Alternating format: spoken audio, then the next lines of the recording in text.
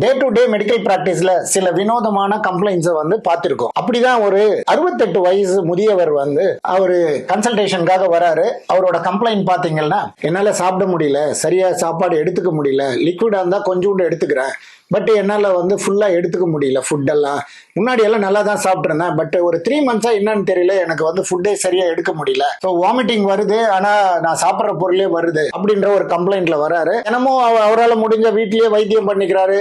அப்புறம் டாக்டர்ஸ் கிட்ட எல்லாம் போயிட்டு அவரு மெடிசன் அதெல்லாம் எழுந்து வாங்கிக்கிறாரு. ஸோ அந்த மெடிசன் எல்லாம் அவர் ஃபாலோ பண்ணி அவரால் அந்த ப்ராப்ளத்தை ரெக்டிஃபை பண்ண முடியல. ஸோ என்ன இடத்துல வந்த பிறகு அவரை நாங்க அவருக்கு எண்டோஸ்கோபி ப்ரொசீஜர் பண்ணோம்.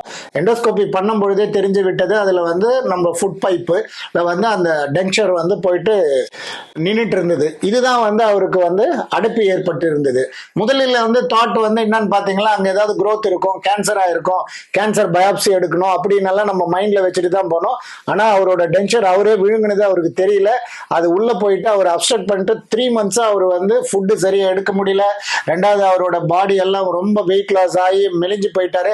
அதாவது கிட்டத்தட்ட பாத்தீங்கன்னா அவருக்கு ஒரு கேன்சர் வியாதி போன்றதுதான் பிக்சர் இருந்தது. ஆனால் அதை தரவா நம்ம அதை இன்வெஸ்டிகேட் பண்ணும்பொழுது அவருக்கு அந்த டென்ச்சர் போயிட்டு அங்க இடத்துல அடைச்சிட்டு இருந்தது. அதை எண்டோஸ்கோபிக் மூலமாகவே சேஃபா வெளியில கொண்டு வந்துட்டோம்.